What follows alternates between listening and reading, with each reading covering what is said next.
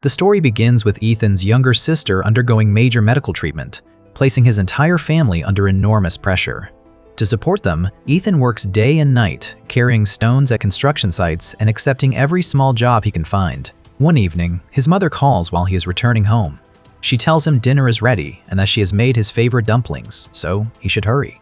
Ethen happily reaches for the front door, but before he can open it, a mysterious force transports him to another world. Humans and demons are fighting a devastating war there. The moment Ethen arrives, a system activates and explains that time on Earth has nearly stopped. 1 minute in his original world equals 100 years in this cultivation world. If he completes those 100 years, he can finally return home. That promise gives Ethen hope. No matter how long he struggles here, his family will still be waiting behind the same door. He joins humanity's battle, cultivates without rest, and eventually rises beyond every known expert to become a martial supreme god. Across this world, he becomes known as Ethen Ji-shin.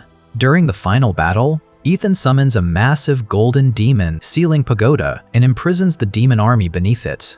He then spends nearly a century feeding his own cultivation into the formation, making it strong enough to endure for 10,000 years. By then, every demon inside should lose its power and never threaten humanity again. However, the system has one final condition. To return to Earth, Ethen must leave all his supreme god power inside the seal and become an ordinary human again. He accepts without hesitation. After 100 years of fighting and sacrifice, only 3 hours remain before he can go home. Ethen walks out of the pagoda and rests on a small chair, imagining his reunion with his mother, father, and sister. But before the countdown ends, outside, Princess Shen arrives with soldiers, villagers, and a royal cultivator. The cultivator touches the ground and senses the violent energy below. Mistaking the demon's vibrations for dragon energy, he tells Princess Shen that this is the perfect location for an ancestral temple. Building it here would increase Xuan Kingdom's fortune and make future generations remember her name. Princess Shen asks who built the old pagoda. A villager explains that it has stood there for about 100 years. Their ancestors called it the Demon Sealing Tower, but no one knows who created it. Finding the name ridiculous, the princess orders everyone to enter, demolish the tower, and begin construction. Inside, they find Ethen resting alone. He asks who they are, but the commander angrily orders him to kneel before the eldest princess of Xuan Kingdom. Princess Shen stops the commander and offers to buy the land instead. When Ethen refuses, she places a chest of gold before him. The villagers immediately become greedy, claiming that since the tower lies within Demon Sealing Village, everyone deserves a share. Ethen tells them there is no dragon energy here, and the tower cannot be damaged under any circumstances. Princess Shen adds 2 more chests of gold, and the villagers eagerly offer to help tear it down, convinced the payment will let them live comfortably forever. With only 1 hour and 40 minutes remaining, Ethen warns them that this is not about money. Thousands of demons and several demon kings are imprisoned beneath the ground. If the seal breaks, the same disaster humanity faced a century ago will return. Instead of listening, everyone laughs. They insist that demons vanished 100 years ago when Queen Qingmin of Xuan Kingdom and Li Tong, the legendary ancestor of Shuqing Temple, saved humanity. Every history book gives those two the credit. Ethen is stunned.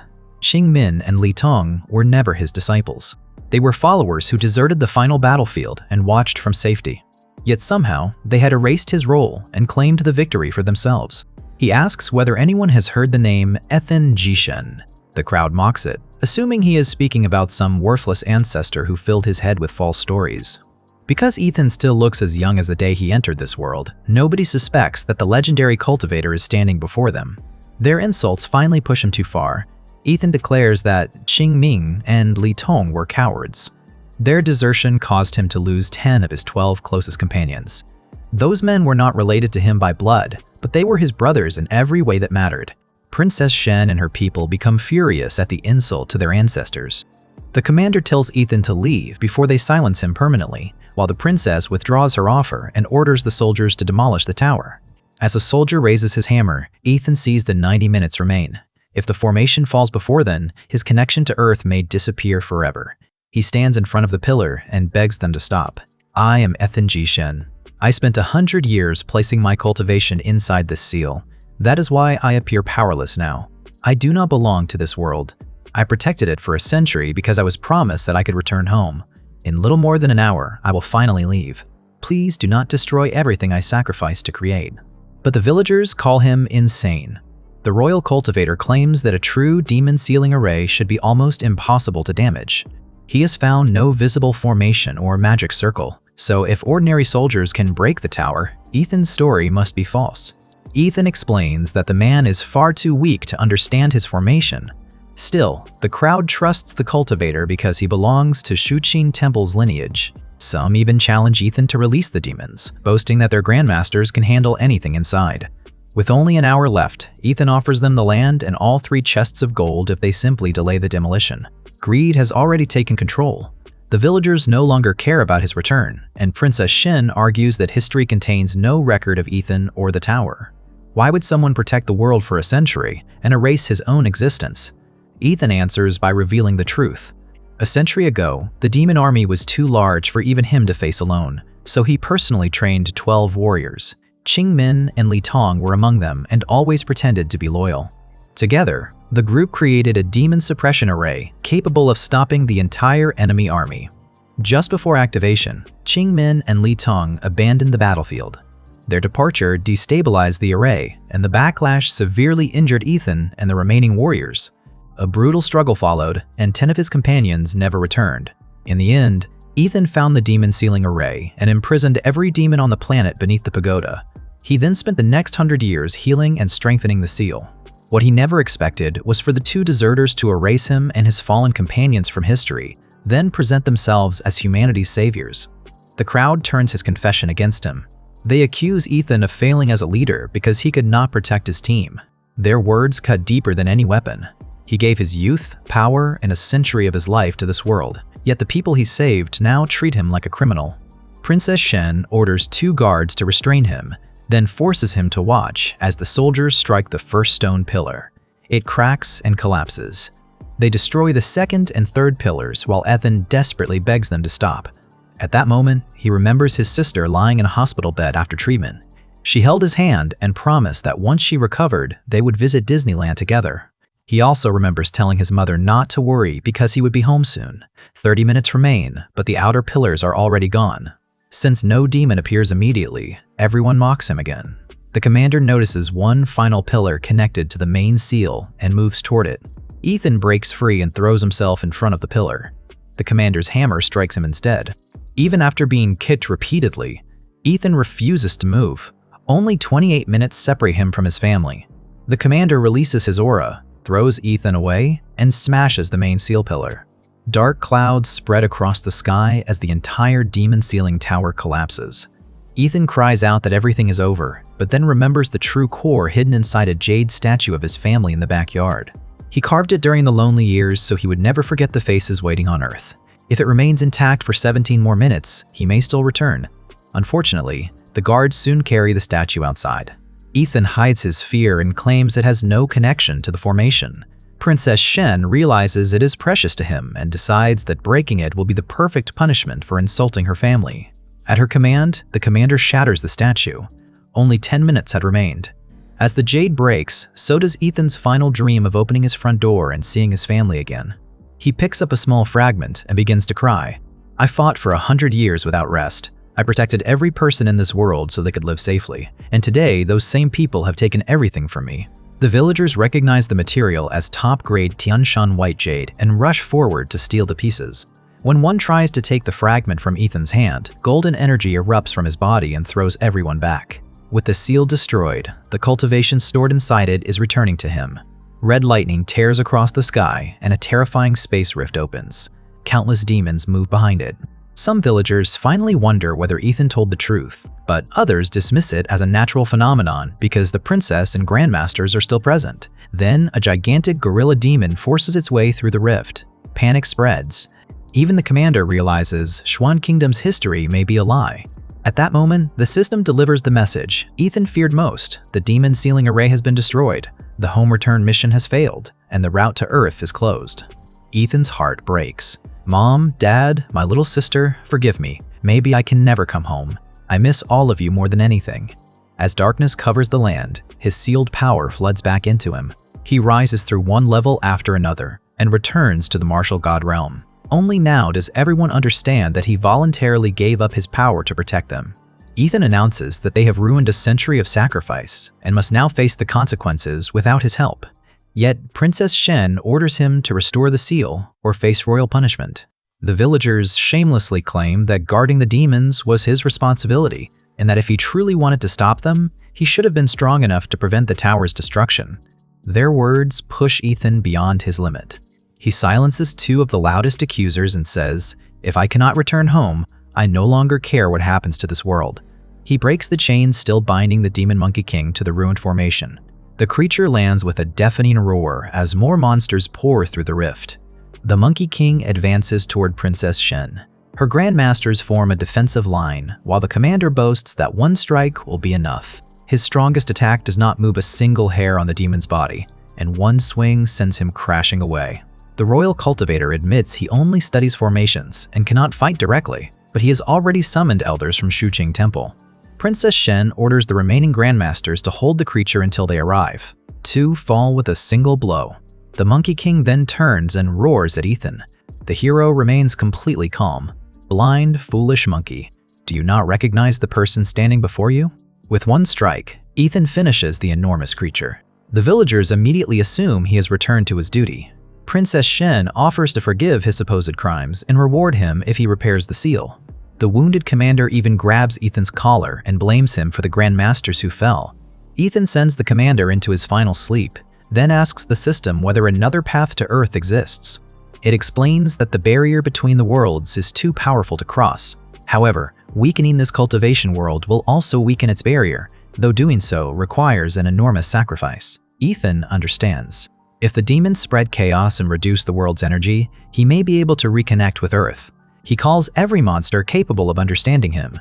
Several enormous snake demons gather, led by a golden serpent serving Empress Medusa. When Ethen asks whether it recognizes him, the serpent bows and promises to obey. Then spread across this world and tear down everything supporting its power. I will no longer protect humanity, but make certain no one blocks my path. Princess Shen calls him insane for siding with demons. The royal cultivator warns that righteous Shuqing Temple will never forgive him. Ethen only laughs as the snakes surround them. Fearing for her safety, Princess Shen offers the golden serpent 5 times whatever Ethen promised. The cultivator also offers a reward from Shuqing Temple. The serpent mocks their worthless offers and moves closer. Suddenly, beams of light descend from the sky, finishing several smaller snakes. 3 elders from Shuqing Temple arrive, and their leader uses a giant cauldron to capture the golden serpent. Princess Shen and the survivors immediately regain their confidence. The elders are privately confused because their history says every demon vanished a century ago. Still, when their leader asks what happened, Princess Shen twists the story. She claims Ethen failed to guard the seal, released the demons through negligence, and then joined them to protect himself. After hearing only her version, the elder lists Ethen's supposed crimes, failing to protect the tower, betraying humanity by helping demons, and insulting Xuan Kingdom's royal family. The crowd demands severe punishment, and some even want him forced to reveal Earth so they can conquer it. Ethen finally releases his true power. The ground shakes and the sky twists. The lead elder transforms his staff into a sword and launches his strongest technique, but Ethen catches the blade between 2 fingers and snaps it. He reveals that he personally taught the technique to their ancestor, but the elders accuse him of stealing Shuqing Temple's secret art. All 3 attack together. You are still children. Let me show you the true form of that technique. Ethen summons the heavenly sword from the sky. With one swing, he erases all 3 attacks and drives the elders backward. Princess Shen abruptly kneels and offers Ethen anything in Xuan Kingdom, even help returning to his family. He tells her it is too late. The door to Earth has closed, and he intends to settle his account with the entire kingdom. At that moment, the space rift expands and an overwhelming presence approaches. The elders recognize the aura of a legendary demon queen and beg Ethen to close the gate before she emerges. He does nothing. Empress Medusa breaks through the seal. Ordinary people who meet her gaze become stone, forcing everyone to look down. When she notices Ethen, she attacks with her eye power, but his shield blocks it effortlessly. Unable to recognize him at first, Medusa asks who he is. Ethen activates his Dharma body, and a gigantic golden figure rises behind him. Medusa recognizes Ethen Jishen immediately. Fear fills her eyes. One temple elder tries to direct her anger toward Ethen, but she silences him and turns him to ash with a burst of pressure. She then descends, kneels before Ethen, and begs him not to imprison her again. Everyone is speechless. The legendary demon queen is trembling before the man they treated as powerless. Ethen asks whether Medusa will help him complete several goals. If she does, he will create a new realm where she and her snake clan can live safely after this world collapses. Medusa accepts and swears to follow him. Once Ethen and Medusa leave the ruined site, the unleashed monsters overwhelm Princess Shen and the remaining royal party. None of them survive. Before the full truth reaches the palace, a messenger reports the demon return and the attack on Princess Shen. Her mother, Queen Eliza, issues a decree across Xuan Kingdom, 1 million gold coins for anyone who captures Ethen Ji Shen, and twice that amount for whoever finishes him first. Ethen studies the expanding barrier and asks the system why it is opening so slowly. The system explains that the world core is formed from humanity's fortune. As that fortune declines, the core and its protective layers weaken, making it easier to reconnect with Earth. Most of humanity's fortune is concentrated in two places, Shuqing Temple and Xuan Kingdom's royal court. If both foundations collapse, the world barrier will become weak enough to cross. The answer makes Ethen smile. Qingmin and Li Tong stole his achievements and used that false glory to gather humanity's fortune around their kingdom and temple. Their descendants have now destroyed his return route. It is time for that stolen fortune to be reclaimed. We will begin with Shuqing Temple. Lightning transports Ethen and Medusa into a dense forest where 3 mercenaries are waiting to claim Queen Eliza's reward. From them, Ethen learns that the royal family has spread a false story blaming him for intentionally opening the demon seal. Medusa reveals her demon snake queen form and turns 2 mercenaries into stone with a trace of energy. Their white-haired leader still tries to capture Ethen, believing the human must be weaker than the demon queen. Ethen appears directly before him. If a demon queen follows my orders, should it not be obvious that I am even stronger than her? The man drops to his knees, but it is too late. The scene then shifts back to the shattered tower, where cultivators are desperately trying to rebuild the formation. Their elderly commander urges them to hurry because the team sent to delay Ethen cannot hold him for long. Before they can finish, Ethen and Medusa have already returned. Ethen mocks their attempt to lure him away. The Grand Elder of Shuqing Temple remains confident, claiming that their current leader, Zhu Dentian, already knows everything about Ethen and his connection to the ancient patriarch Li Tong. Ethen asks whether Zhu Dentian also knows the truth about the battle 100 years ago. The elder admits that Li Tong left the battlefield but shamelessly defends him. According to the temple, Li Tong withdrew only to preserve humanity's strength. After the war, he and Queen Qingmin accepted the world's gratitude because humanity needed heroes to restore its confidence. So betrayal became a great achievement because you rewrote the story, Ethen asks. He then asks whether the elder knew that the demon army was imprisoned beneath the tower. The man falls silent. Shuqing Temple knew about the betrayal and stolen glory, yet it never knew where the demons had gone. Zhu Dentian has prepared an offer. If Ethen destroys his own cultivation, goes to Shuqing Temple to confess, and reveals the location of Earth, the clan will allow him to continue living. The demand strips away Ethen's patience. Li Tong betrayed him. His lineage helped block the path home, and now his descendants want to invade Earth as well. When Ethen refuses, the Grand Elder orders every disciple to form the bamboo lightning sword array. Dozens of swords rise into the air, connected by violent lightning. Ethen recognizes it as a crude imitation of an array he created a century ago. You spent 100 years studying my technique, yet this is all you can produce? With a casual wave, he tears the formation apart. The Grand Elder tries to use his noble status to save himself, but Ethen finishes him and promises that Zhu Dentian will soon follow. The system reports that removing the Grand Elder weakened the world's fortune only slightly. Ethen will still need to destroy Shuqing Temple and Xuan Kingdom's royal foundation. At the palace, Queen Eliza is furious when she learns that the mercenaries and temple elders have failed. She orders her secret shadow group to capture Ethen alive and force Earth's coordinates from him. Since he wants to return home so desperately, she plans to conquer his world in front of him and leave him with nowhere to return. Her ministers eagerly support the idea.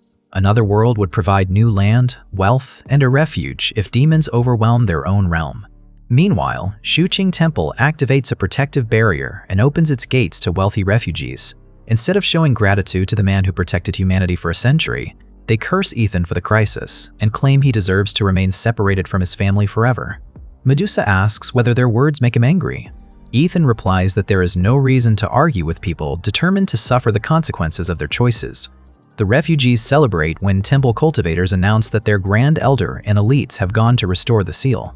Their confidence disappears when Ethen's voice comes from behind them. "I am already here. Show me exactly what you plan to do." Nobody understands how he entered through the barrier and calls for Judentian. When the current leader finally appears, the crowd expects him to attack. Instead, he bows respectfully before Ethen. Judentian explains that his ancestor Li Tong spoke about Ethen many times, so he naturally recognizes the legendary cultivator. He requests a private conversation.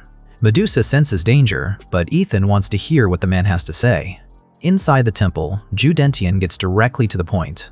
He knows Ethen intends to destroy Shuqing Temple, weaken humanity's fortune, and use the resulting instability to locate Earth. He then offers cooperation. The temple and royal family can help reconnect Ethen with his homeland because they are working with the Heavenly Dao itself. Judentian reveals that Queen Qingmin and Li Tong did not betray Ethen on their own. The Heavenly Dao was behind them. It wanted access to Earth, a world beyond its control. Judentian says Ethen can return to his family if he cooperates. Shuqing Temple, Xuan Kingdom, and the Heavenly Dao will enter Earth with him. What happens there afterward will no longer be his concern. The offer makes Ethen laugh. They are not helping him. They want Earth's land, resources, and people. Judentian argues that Ethen is an outsider and should understand that they are acting for the benefit of their own world. Ethen refuses. Without him, this world would have fallen to the demons a century ago. In return, they abandoned him, forced him to maintain the seal for 100 years, stole his achievements, destroyed his path home, and now want the world containing everyone he loves. Judentian warns that refusing means opposing not only the temple and royal family, but the Heavenly Dao itself. Ethen replies that if the Heavenly Dao planned all of this, he will bring it down too. Judentian attacks, and the temple shakes. Medusa prepares to help, but Ethen tells her to stay back. Judentian summons his Dharma body, expecting a century of growth to overwhelm him. The difference between them becomes obvious immediately. Ethen has grown far more terrifying than he was during the Demon War. Before he can finish the battle, 7 martial emperors appear. They are the elite shadow guards sent by Queen Eliza. One uses the heaven-severing blade technique, a secret art Ethen created and taught to one of his 12 companions. Apart from Qingmin and Li Tong, the other 10 gave everything in the final war, so their techniques should have remained with their families. The guards admit that the royal family hunted down those descendants and stole the techniques. Those arts allowed all 7 to become martial emperors. Ethen's anger turns cold. The 10 warriors were humanity's true heroes, yet the royal family erased their families for the very techniques they inherited. One guard carelessly mentions that even a family that surrendered its art was eliminated along with 17 members. From the details, Ethen realizes they were descendants of his third brother. The memory takes him back a century. His third brother had been a dark-skinned young man with no proper name, so Ethen welcomed him into the group and gave him a new family identity. Before the final battle, the man proudly said his wife and children would carry it too. He knew he might never watch them grow, but he trusted Ethen to protect their future. Now that entire bloodline is gone. Ethen quietly apologizes for arriving too late, then promises that none of the people responsible will escape. The guards mock his grief. One falls before even seeing him move. When they accuse Ethen of launching a surprise attack, he gives them another chance to watch carefully. All 6 attack with the stolen arts. Ethen tells them those techniques were created to protect humanity from demons, not satisfy a royal family's greed. He summons the Sword of Rules, an ability only a martial god can comprehend, and erases their combined attack. The remaining guards finally beg for mercy, but Ethen asks whether they showed mercy to the families they hunted. Soon, all 7 take their final breath. Judentian tries to escape during the chaos, but Ethen stops him. The clan leader offers to expose the truth to the world, admitting that Ethen sealed the demons while the temple and royal family stole the glory. Ethen rejects the offer. A public confession would weaken humanity's fortune eventually, but removing Judentian and the temple is faster. Terrified, Judentian blames everything on the Heavenly Dao and offers to help oppose it. Before Ethen can reach him, a mysterious force tears open space and pulls Judentian away. The system identifies it as the Heavenly Dao's power. Within this world, it can move people and alter the environment almost at will. Ethen is not discouraged. He raises his hand and brings down Shuqing Temple. The system reports that the world's fortune has fallen by only 20%, far less than expected. Someone must have preserved or absorbed a large share of the temple's fortune. The refugees panic as the barrier disappears. Instead of regretting their behavior, they demand that Ethen remain and protect them from approaching demons. He tells Medusa not to waste time. These people chose the temple and royal family even after learning the truth. Now they can depend on those powers for protection. At the palace, Queen Eliza learns that Shuqing Temple has fallen and all 7 shadow guards are gone. Zhu Dentian survived only because the Heavenly Dao rescued him. Even so, the queen remains confident. Another trap is waiting, involving 4 demon kings and Xuan Kingdom's national guardian sword. Ethen does not head directly to the imperial city. Before confronting the Heavenly Dao, he needs something he left behind a century ago. He and Medusa travel to a remote village once protected by Eli, Ethen's former maid. Before entering seclusion, he entrusted the Heavenly Sword to her and promised to return for it.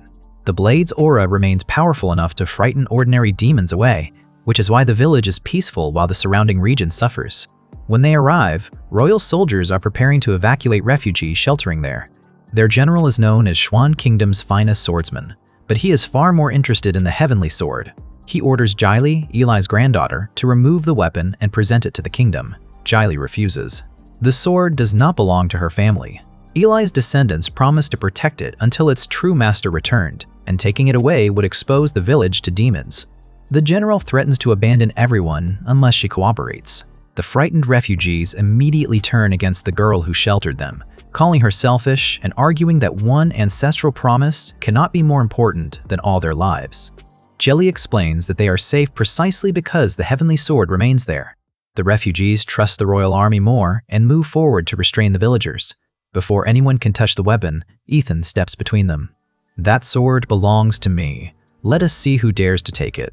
From Eli's stories, Jili recognizes the young man her grandmother served. Ethen confirms his identity and asks how Eli is doing. Jili quietly tells him that her grandmother passed away several years earlier.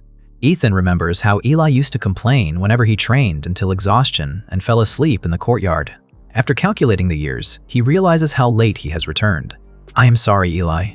I kept you waiting too long." Jili says her grandmother would have been overjoyed to know Ethen Jishen finally returned for his sword. The refugees still insist the weapon must be handed to the royal general. He no longer bothers hiding the truth. Queen Eliza knew Ethen would eventually come for the Heavenly Sword, and the evacuation was only bait. Since he already defeated the Shadow Guards and destroyed Shuqing Temple, the kingdom prepared a greater gift. 4 demon kings emerge and surround the village. They mock Medusa for cooperating with the human who imprisoned them for 100 years. Medusa replies that she is working with Ethen to overthrow the Heavenly Dao. The 4 kings accepted a different offer. If they help conquer Earth, the Heavenly Dao will give that world to demonkind. Medusa calls them fools. The Heavenly Dao persecuted demons for generations and is only using them again. The general summons the National Guardian Sword, a weapon formed from Xuan Kingdom's accumulated fortune. With 4 demon kings and the kingdom's destiny gathered into one blade, he believes even Ethen cannot win. Ethen reclaims the Heavenly Sword. The familiar weapon responds instantly, releasing an aura that makes the demon kings hesitate. He tells Medusa to protect Jili and the villagers, then faces the ambush alone. The 4 kings, they survive only because the Heavenly Dao removes the restrictions on their cultivation and forces more power into them. With the villagers moved away, the general raises the National Guardian Sword and orders the demon kings to hold Ethen for one decisive strike. Ethen remains calm. During the 100 years spent maintaining the seal, he created a new sword technique. They will be the first to experience it. One swing of the Heavenly Sword cuts through every attack and breaks the National Guardian Sword formed from Xuan Kingdom's fortune. The general cannot understand how an entire kingdom's destiny shattered in an instant. The demon kings offer to withdraw, disappear from the human world, or even return willingly to the seal. Ethen refuses. They chose the Heavenly Dao when they believed victory was guaranteed. Surrendering after losing does not erase that choice. But Ethen does not allow the 4 demon kings escapes amid the chaos. Their defeat and the destruction of the National Guardian Sword send another violent shock through the world's fortune. Afterward, Ethen creates a formation around Jili's damaged village, strong enough to stop even a demon king. He gives her a jade pendant containing a trace of his spiritual power for emergencies. When Ethen prepares to leave for the Imperial City, Jili asks to accompany him. Eli's greatest regret was that she could not continue following Ethen, and Jili wants to fulfill that wish. Medusa has already told her what the royal family and Shuqing Temple did. Ethen warns that a major battle is unavoidable, but Jali has made her decision. He accepts and takes her with them. The Imperial City appears peaceful compared with the demon-infested lands outside. The reason soon becomes clear. Its streets are filled only with nobles, wealthy merchants, and powerful cultivators. Ordinary refugees were never allowed inside. People recognize Ethen from the wanted notices and blame him for the demon crisis. One arrogant man suggests that Xuan Kingdom should conquer Earth, enslave its people, and force Ethen's family to pay for his supposed crimes. Medusa stops Ethen from dirtying his hands and silences the man herself. The crowd calls for the Imperial Army, confident that nobody can use force inside the capital and escape punishment. Ethen warns them that the Imperial City will soon become the most dangerous place in the kingdom. Anyone who values their future should leave. They assume he is trying to frighten them and refuse. When the Imperial Army arrives, it does not attack. The soldiers respectfully escort Ethen to the palace, saying Queen Eliza wants to meet him. Medusa and Jilly are asked to wait outside, but Ethen assures them that no one will dare touch them. Queen Eliza welcomes him with false politeness. She claims there is no reason to keep fighting and offers to forget everything if Ethen cooperates. Ethen reminds her that he destroyed Shuqing Temple. The queen dismisses it as a small sacrifice for a greater purpose. Ethen points out that she may be willing to forget, but he has not settled his account with her. When she asks for his conditions, he gives them clearly: dissolve Xuan Kingdom's royal family, surrender its stolen fortune, and allow him to strike down the Heavenly Dao. The queen realizes he never came to negotiate. Ethen looks toward the empty space beside her and calls for Zhu Dentian and the Heavenly Dao to reveal themselves. Zhu Dentian steps out first, still injured from their earlier battle. Then an unfamiliar presence fills the throne room. For the first time in 100 years, Ethen stands face to face with the Heavenly Dao. It openly admits that it planned everything. Ethen's connection to another world offered endless resources, energy, territory, and people. By devouring Earth, the Heavenly Dao could evolve into a greater and nearly eternal existence. It offers Ethen one final bargain. If he cooperates, it will bring his family into this world and give them a peaceful territory. Ethen can remain a supreme martial god with an endless lifespan instead of returning to Earth as an ordinary man. Ethen refuses without hesitation. Yes, Earth has no spiritual energy, and I was nobody special there. But that world raised me. My family, friends, teachers, classmates, and every beautiful childhood memory are there. Even if I return as an ordinary person and live only a few more decades, I will never let you destroy my home. Seeing persuasion fail, the Heavenly Dao reveals another secret. A martial god must receive its approval to transform into a true deity. Ethen never received that approval, so despite reaching the correct realm, he remained a martial god. Every approved deity, however, becomes bound to the Heavenly Dao and must obey its will. It has approved 3 deities since gaining consciousness. 1 fell during a demon rebellion, but 2 remain. Within this world, either can release power greater than an unapproved martial god. Ethen immediately notices the weakness in the threat. If those deities could descend freely, the Heavenly Dao would have summoned them earlier instead of relying on schemes. The Heavenly Dao admits that bringing a deity into the mortal realm is extremely difficult because the world itself rejects their power. But difficult does not mean impossible, it says. I only need to pay the necessary price. At that moment, Queen Eliza's body turns red while blue flames consume Zhu Dentian's life force. Both lose control as the Heavenly Dao sacrifices them through an ancient summoning art, using their bodies as vessels for their ancestors.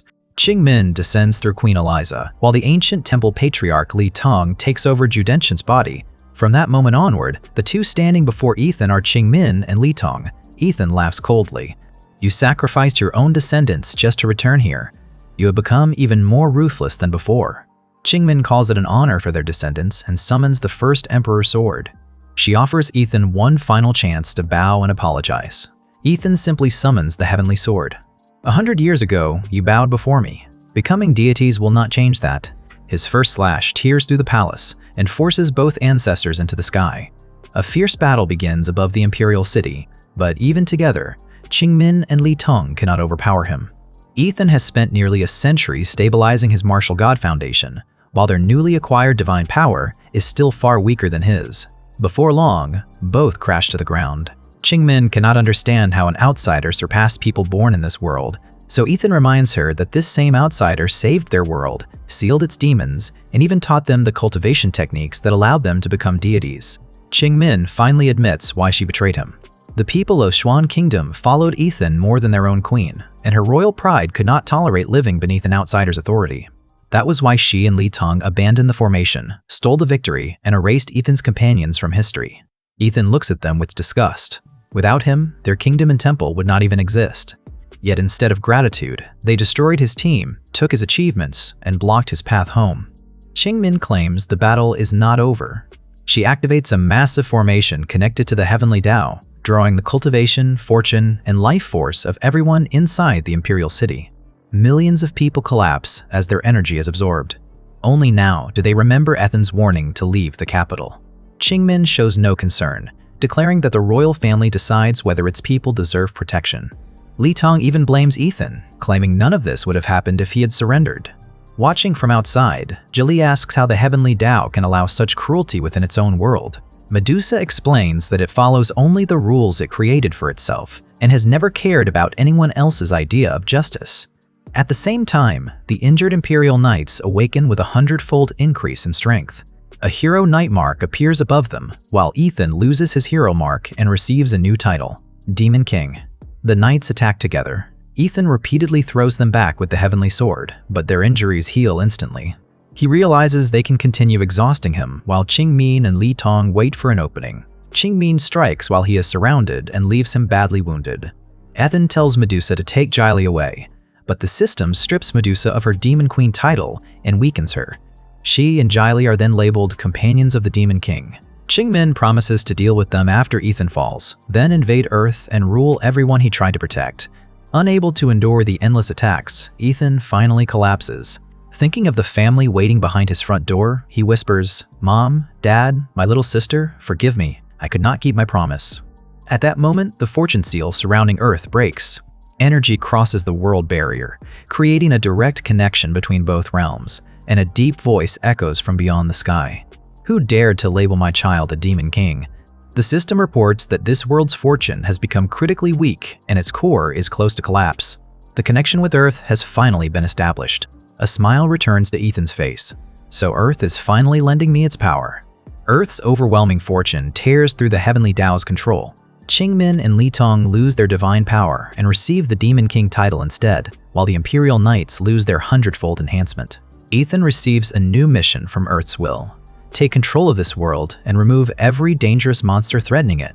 His injuries heal, his hair turns black again, and his power rises far beyond anything this realm can produce. Li Tong immediately kneels and promises to become Ethen's loyal disciple again.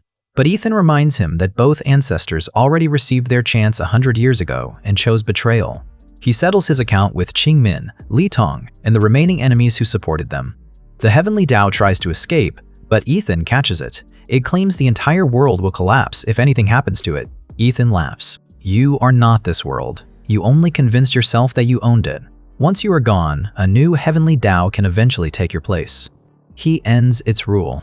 Light returns across the planet, the world's laws stabilize, and everyone whose life force was taken recovers. They remain fully aware of what Qingmin, Li Tong, and the Heavenly Dao did to them. Ethen lands beside Medusa and Jili. Medusa promises that her snake clan will follow him, while Jili asks to accompany him too.